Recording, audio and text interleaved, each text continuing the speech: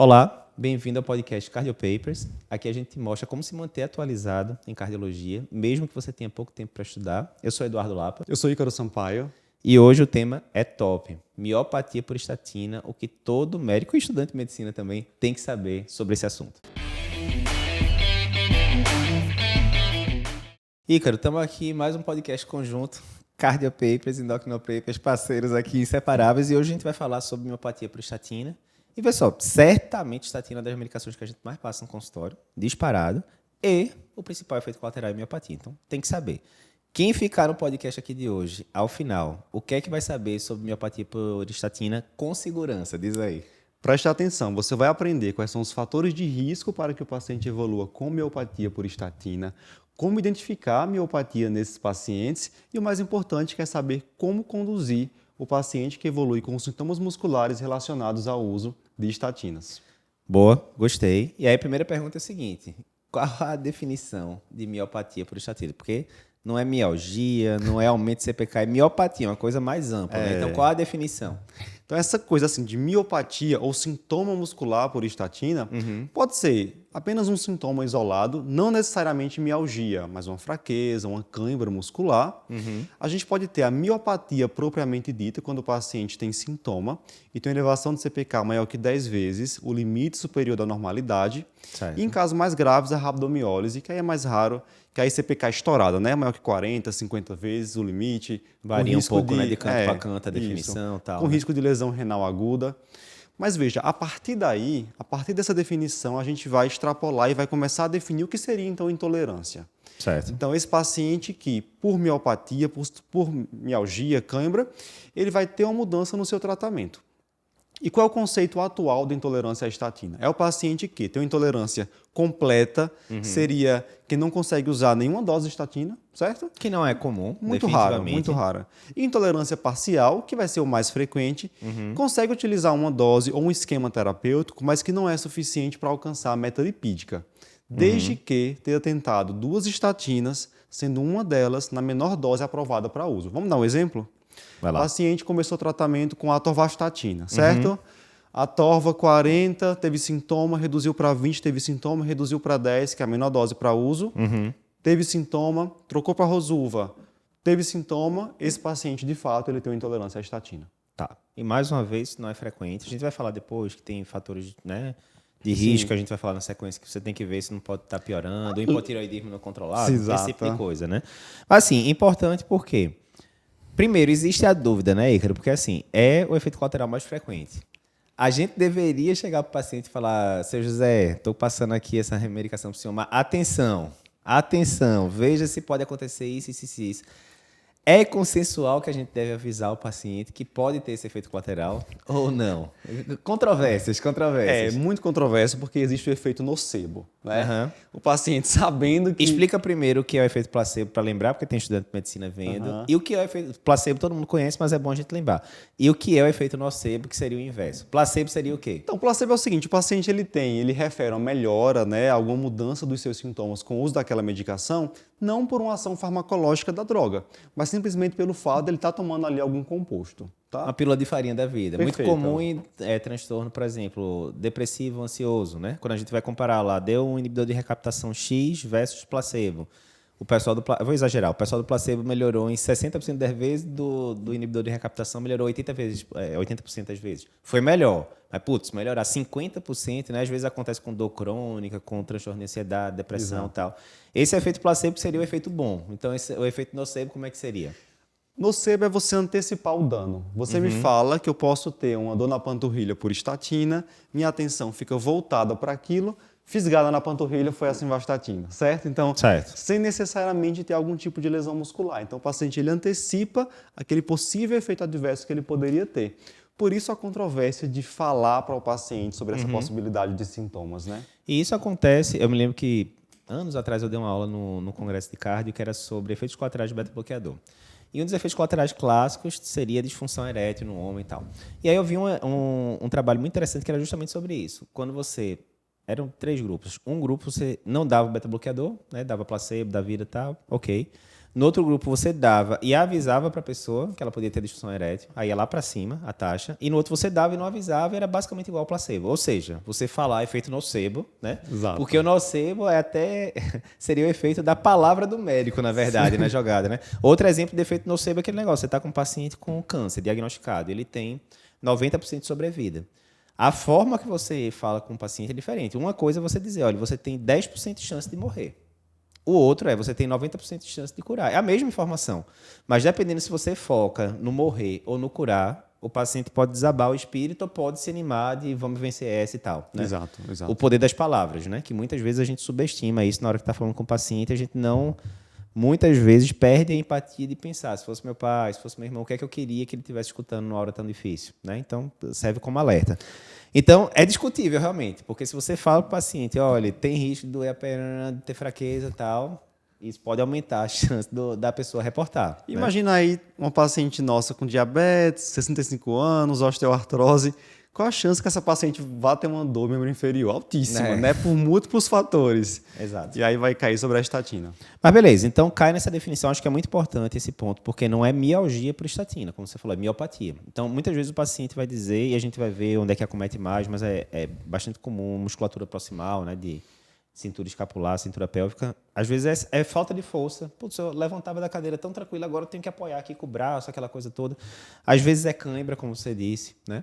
Então, não é aquele diagnóstico que é simplesmente você chegar, a CPK está aumentada X vezes, é mialgia, né? É miopatia. É uma coisa muito mais, né, tênue ali, mas que tem critérios que a gente vai ver depois e tal. Sim. Beleza, então, definição já sei, são sintomas músculos esqueléticos ali que pode ser bem, né, difusos e tal, genéricos, não tão específicos.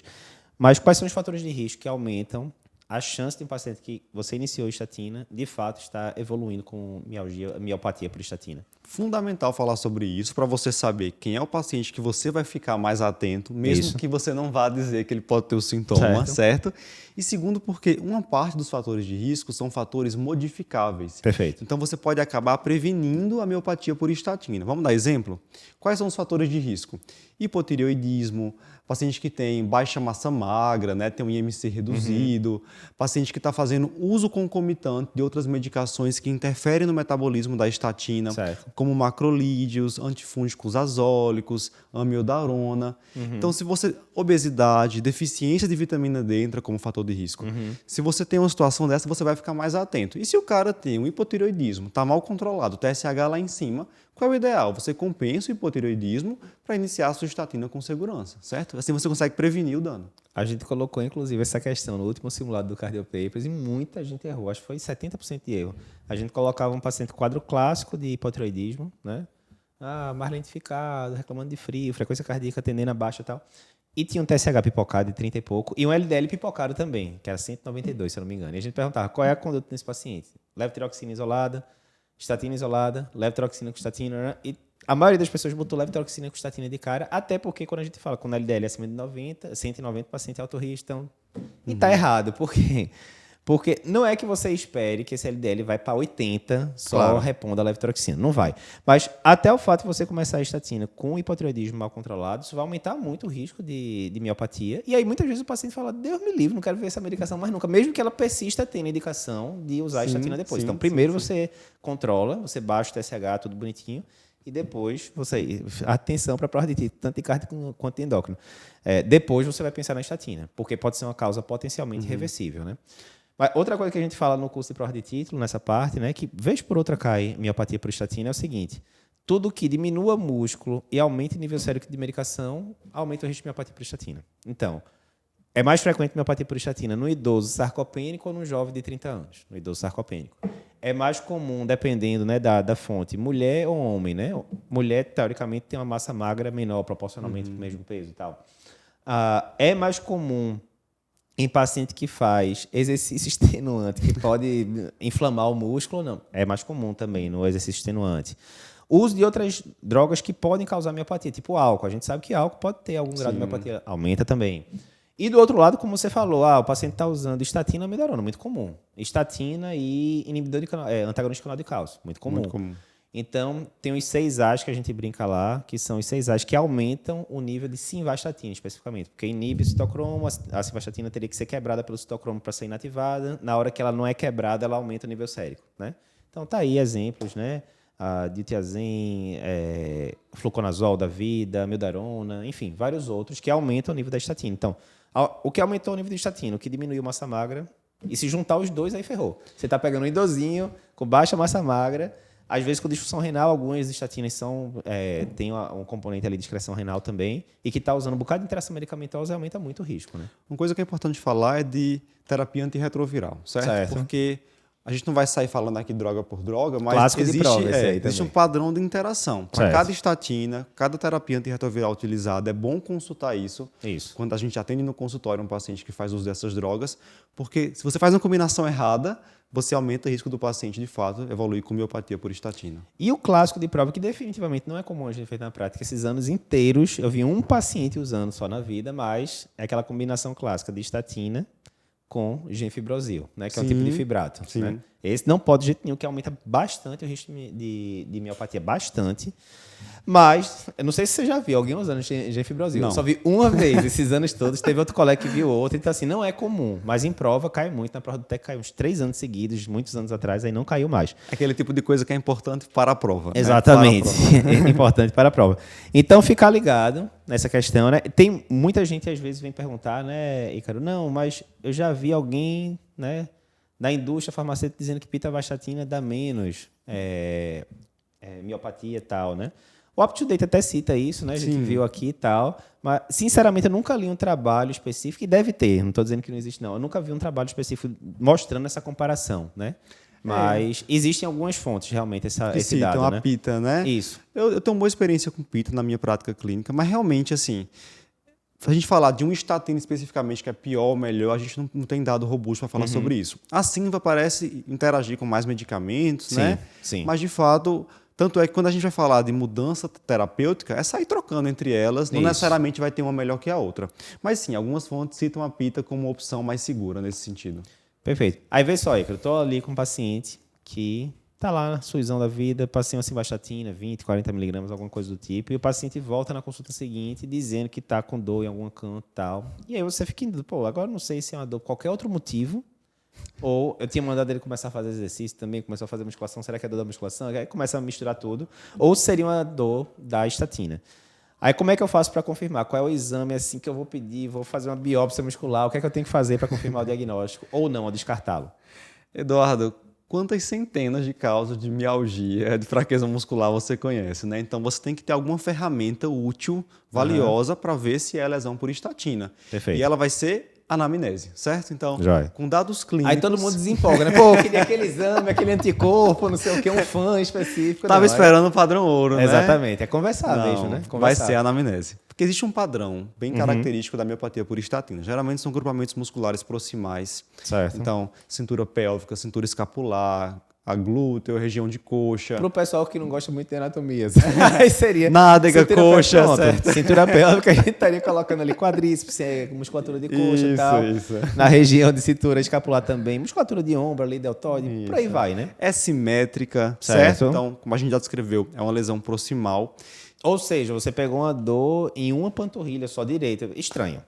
Poder até pode. Poder artralgia, né? Artralgia não deve ser tal, né? Poder até pode, né? Mas estranho. Não é o padrão típico. Não é o padrão típico, exatamente. E outra coisa é a questão temporal. Então, geralmente, esse sintoma relacionado à estatina, ele vai surgir classicamente nas primeiras 4 semanas. Isso. Ou até 12 semanas de uso da medicação. Se o paciente começou a estatina, 6 meses depois ele volta que está sentindo dor, dificilmente vai ser... Pode acontecer, mas dificilmente vai ser uma lesão muscular por estatina, tá certo? Uma exceção nesses casos ali, que passou das primeiras 4 semanas, principalmente, seria talvez se o paciente entrou com interação medicamentosa. Sim, né? O paciente estava usando lá e de repente entrou a medicação, claramente aumenta o nível sérico da simvastatina. A gente falou alguns exemplos aqui, a mildarona e tal. Até pode ser, né? Sempre bom senso. Mas, via de regra, vai ser nas primeiras 4 semanas. Esse daí realmente é bem claro, né? Da gente ficar atento a isso. Né? E outra coisa, a partir do momento em que você tira a droga e reinicia, isso também te ajuda a saber se é por estatina. Se você tira, o paciente melhora. Você reinicia ali com 4 semanas, o paciente já volta a sentir dor. que é um protocolo discutível também, né? A gente coloca isso no livro de mapas-mentais da gente da prova de título, inclusive, que eu chamo do protocolo mengeliano, né?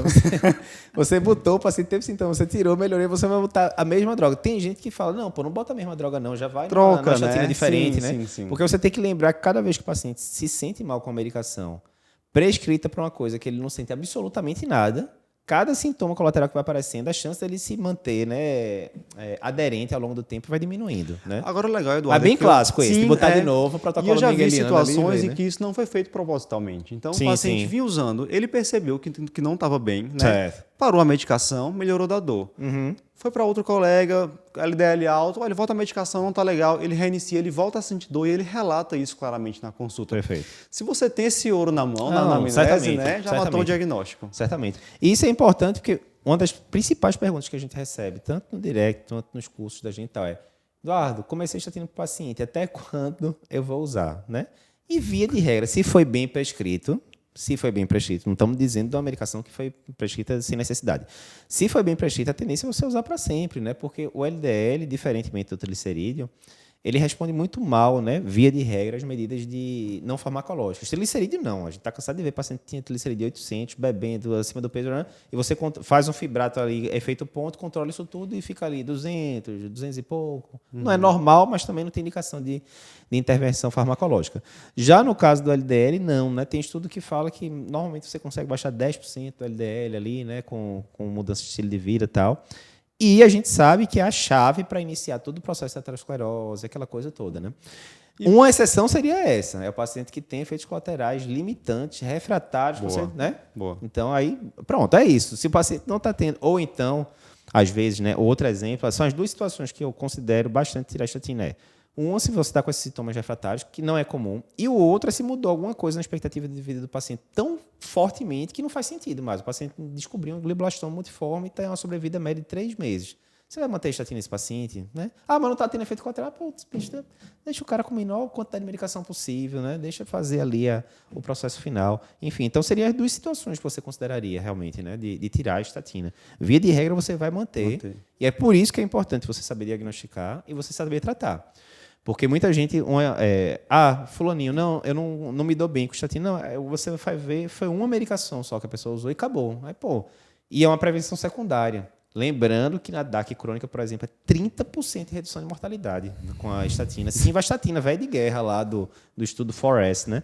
Então, você não pode privar a pessoa de ter um benefício dessa multa. Tem que insistir, né? tem que tentar. Insistir. Importante. E aí o pessoal pode estar meio frustrado assim, mas eu estava esperando ele falar da CPK para diagnóstico. Gente, a CPK, na maioria das vezes, ela não vai estar elevada. Então, a gente vai acabar fechando esse diagnóstico mesmo pelos sintomas do paciente. Isso é importante. Então, assim, resumão, né? Resumão, CPK versus miopatia por estatina. Quando é que eu vou solicitar CPK antes do tratamento? Quando é que eu vou solicitar durante o tratamento? E como é que eu vou usar a CPK para diagnóstico de miopatia? Resume esses 3 pontos aí. Beleza. Vou começar o tratamento, certo? Então, quando é que eu vou pedir CPK? No paciente que faz uso de algum medicamento que pode interferir ali com a estatina e aumentar o risco de miopatia, tal. certo? Okay. Vários pacientes da cardiologia, né? Certo. No paciente que tem história pessoal de miopatia, óbvio, ou história familiar de miopatia. Faz sentido. Tá? Então, paciente de maior risco. Se ele já está utilizando, eu vou dosar se ele tiver sintoma, claro. Se ele tem um aumento de dose, porque aí maior dose de estatina, o risco aumenta. Certo. Ou se ele começa a usar alguma medicação, emedarona, um antibiótico, um curso de azitromicina, por exemplo, que pode cursar também aumentando esse risco de miopatia. Certo. E aí começa a questão da interpretação. Ou seja, exame de exceção, não é exame de regra. Perfeito. Né? Isso também cai em prova de título direto, diferentemente de transaminases, por exemplo, que ele manda você dosar no pré de rotina em todo mundo. O CPK seria nesses grupos específicos. Já caiu mais de uma vez em prova de título de cardio também, né? Exato. Beleza, mas aí diz aí. Aí a dúvida, né? Que você já deu o spoiler aí, mas só lembrando, o paciente está com dor clara, região ali de quadríceps, musculatura proximal de membros inferiores. Começou simvastatina tem 2 semanas. Você tem que dosar CPK, Dosou, veio normal. E aí, quer dizer, seu José, deixa de conversa, continue a sua estatina e vá para casa. É assim, não? Não. Na sua anamnese, você firmou que é uma miopatia por estatina, ok? Então, esse paciente vai ter que ser conduzido como tal, que a gente vai comentar melhor daqui a pouco. Mas, claro, que é um paciente que você fica mais tranquilo, certo? O risco desse paciente evoluir com a rabdomiólise, por exemplo, é menor, né? Então, é um paciente que você vai abordar, pode tentar só reduzir dose, então não necessariamente tem que parar a medicação naquele momento. Enfim, é um paciente que você fica um pouco mais sossegado em relação ao paciente que vem com CPK estourada, claro. Perfeito, perfeito. Agora, pediu, CPK vem maior que 10 vezes, que aí é o conceito clássico de miopatia. É um paciente, Eduardo, que algumas diretrizes falam até em realmente dar uma pausa ali da medicação por um tempo, esperar a CPK normalizar, reiniciar numa dose mais baixa, ou melhor, trocar já por outra droga, uma dose mais baixa, e ver como é que vai se comportar a CPK nesse paciente. E, em último caso, a rabdomiólise, que é um quadro extremo, sem dúvida tem que suspender e discutir o reinício com bastante cuidado, idealmente identificando, antes de reiniciar, vamos identificar se esse cara não tem hipotireoidismo, se ele não está usando alguma medicação que ele não relatou, que aumenta esse risco de miopatia, tá? Para que você possa reiniciar com segurança e vigiando bastante sintoma, vigiando CPK. Dois comentários aí só. Na diretriz de cardio, eles sempre usaram os 10 vezes, né, do limite de CPK. Na diretriz de 2017, que não é nem tão atual assim, mas ele sugere 7 vezes, não é aquelas discordâncias de diretriz, mas 7 vezes acima disso, mesmo assintomático, você já fica, né, alerta. E a diretriz de cardio também sugere que uma vez tendo rabdomiólise, caiu a casa para estatina. Aí você, mais uma vez, para a prova, nunca perguntou isso não, mas a tendência seria você marcar isso. Na vida real, você teria que ver muito bem, né? Dose que estava usando, não, estava usando 80 de atova, juntou com gifibrosil, não sei o quê, enfim, né? Aí você teria que ver muito e a situação do paciente, prevenção primária, prevenção secundária. Mas para a prova, realmente, teve rabdomiólise, a casa caía, você não deveria usar mais, em teoria, né? E última coisa, Ícaro. Demos o diagnóstico de miopatia por estatina. Quadro clássico, iniciei estatina, Synva, 2 semanas depois, dor em cintura escapular, dor em cintura pélvica. Tirei a estatina, ali um tempinho, melhorou. Mas agora estou complicado, porque o paciente precisa, o paciente infartou, diminui 30% de risco de mortalidade na DAC crônica. E aí, o que é que eu faço? Desisto, sente e chora, começo outra medicação, inibidor de PCSK9, ezetimibe e tal. Como é que é o meio de campo? Importante.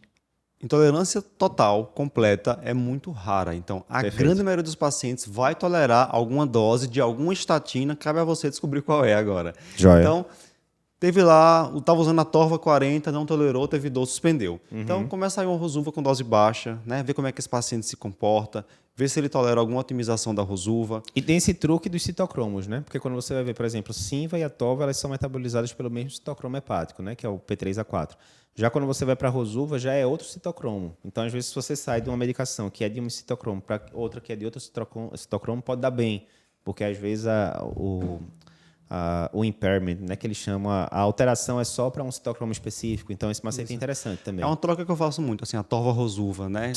Tem esse fundamento biológico. Perfeito. E aí, vê a dose que você consegue chegar. Posso chegar numa dose que não vai ser suficiente para alcançar a meta de LDL, que seria a intolerância parcial. E é onde entra a questão de otimizar, associar uma outra terapia, né? O que tem muita evidência. Ezetimiba é uma medicação que tem muita evidência para fazer essa combinação, tentar alcançar o alvo lipêmico desse paciente. A bronca está o seguinte, Eduardo. Se esse paciente não tolera nada, né? Se ele não tolera ali 5 mg de rosuvastatina, né? O que é que eu vou fazer para reduzir desfecho cardiovascular? A gente hoje acredita cada vez mais que reduzindo LDL, né, a gente vai conseguir reduzir desfecho. Então, a gente vai, obviamente, tentar algum outro tratamento sem estatina, mas aí a evidência para redução do desfecho cardiovascular não vai ser tão forte quanto aquela terapia associada com estatina. Uma coisa que a gente não comentou... E eu só lembro uma coisa, viu, Ícaro? Porque, assim, estatina, nesse sentido, eu acho que é muito parecido com o exercício físico. Quando você vai para os trabalhos de exercício físico, a gente sabe, né, são estudos observacionais, aquela coisa... Mas a gente tem uma redução grande de risco cardiovascular com a prática de exercício físico. Não é que ele seja aeróbio ou resistido, né? Musculação. Sendo que a principal diferença é sair de sedentarismo para alguma coisa de exercício. Então, quando você vai para os trabalhos, tem vários trabalhos no JEC sobre isso e tal, sai do sedentarismo para alguma coisa de exercício, ele cai bastante risco cardiovascular. Aí, depois de alguma coisa de exercício para moderado ou intenso atividade física, até tem uma queda... adicional, mas que não é tão grande. E aí, quando chega em exercício físico muito forte, ultramaratona, chega até a aumentar, né? A curva em U que chama. Com estatina, parece ser alguma coisa parecida também. Tipo, ausência de estatina e alguma estatina, no estudo da coronariopatia, por exemplo, diminuição grande de mortalidade. Quando você compara estatina de dose de moderada potência com estatina de alta potência, até tem benefício. Exemplo, estudo Prove e tal, comparou Prava 40, com a TOV 80, mas já não é aquela queda gigantesca de risco cardiovascular, né? Então, se o cara está aguentando 5 de Rosuva, 10 de Ator, é alguma coisa top. É melhor do que nada, certamente. Eu acho que é importante a gente ratificar isso. Com certeza. Então, insista, né? Feito melhor que perfeito. Uma coisa que a gente não comentou é o seguinte. Há uma descrição, uma possibilidade de fazer esquemas alternativos, né? E aí vem dose semanal de estatina, dias alternados. Eu, particularmente, não tenho experiência com essa estratégia, mas ela é citada, há um pouco de controvérsia. A maioria dos guidelines reforça que não tem evidência de que isso vai reduzir desfecho cardiovascular, então não é algo fortemente recomendado, mas é descrito, né? A gente tem colegas que relatam a experiência. Não, tem casos na minha família, não vou falar da familiar não, mas tem casos da família de pessoa que, mesma coisa, usando 5, 10 de Rosuva por dia, mialgia. Na hora que toma ou 5 ou 10 em dias alternados, segunda, quarta e sexta, não tem sintoma e o LDL cai pra caramba. Mas isso prática clínica. Quando você vai para a diretriz, Eduardo, vou fazer a prova de título tal de cardiologia, o que é que eu devo marcar? Marque que está errado. Porque a diretriz coloca claramente que é classe 3, não é para fazer isso. Mas qual é a grande coisa? A gente não tem, até onde eu sei, pode ser que existe, mas eu não conheço, nem a diretriz cita, a gente não tem aquele estudo mostrando, olha, a gente usou desse jeito e teve desfecho clínico, diminuição de desfecho clínico. Então, realmente é melhor você ir no certo, né? Sim, os esquemas já utilizados, os grandes trials. A primeira escolha seria um esquema diário, a menor dose que você conseguir. Sem dúvida, sem dúvida. Então, acho que isso aí é importante também. O que mais que a gente tem que saber, Ícaro, aí sobre o paciente que teve miopatia aí por estatina, o que é que mais... Trocar de uma medicação para outra, não começar com dose topada, o paciente teve mialgia com 10 de Atol, vou começar com 40 de Rosuva, não vai dar certo, começa com dose baixa, né? Se não avaliou ainda os fatores de risco modificáveis, avaliar agora, né? Antes de reiniciar, é uma boa. Então, o paciente já chegou para você relatando a intolerância, pede agora a função tiroidiana se ele não tem ainda, né? Avalie as medicações em uso antes de retomar essa medicação. Tá. E sempre ver, porque o paciente também pode ter alguma doença musculoesquelética associada também, né? Um paciente idoso, pode ter uma polimialgia reumática e tal, enfim. Aí já vai sair do rol de experiência da gente, né? Mas às vezes até uma consulta aí associada com reumato, alguma coisa do tipo, para ver se seria alguma outra coisa. Fala-se, inclusive, em dosar o FAN, né? Nesses pacientes que têm uma miopatia mais importante, é possível. Eu morro de medo de pedir FAN, porque quando você sai pedindo FAN assim pro povo, muitas vezes em positivo você arranja mais bronca do que... Mas com certeza tem que considerar... O principal é isso, olha, não está uma evolução tradicional, será que não vale a pena a gente pedir uma segunda opinião aqui, ver se tem mais alguma coisa aí por trás, que pode ser a manifestação de uma primeira doença, outra, né, que eu ainda não identifiquei. E aí é importante ver. Mas eu acho que se a gente tivesse que resumir uma coisa desse podcast, tente. Principalmente se for prevenção secundária, porque o benefício é muito grande e definitivamente não é comum você não conseguir usar alguma dose de estatina que seja. Sim. Então, acho que esse é o resumo da obra. É a principal mensagem. Perfeito. É isso, pessoal. Se você gostou desse conteúdo, está assistindo aqui o videocast através do YouTube, não esquece de se inscrever no nosso canal e de comentar aí para a gente se gostou do conteúdo. Se está escutando pelo podcast, não esquece de compartilhar com seus amigos esse episódio.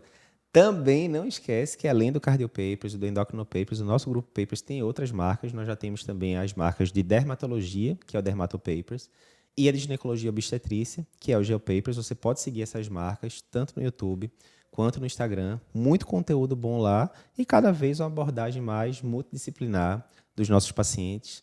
Até o próximo episódio.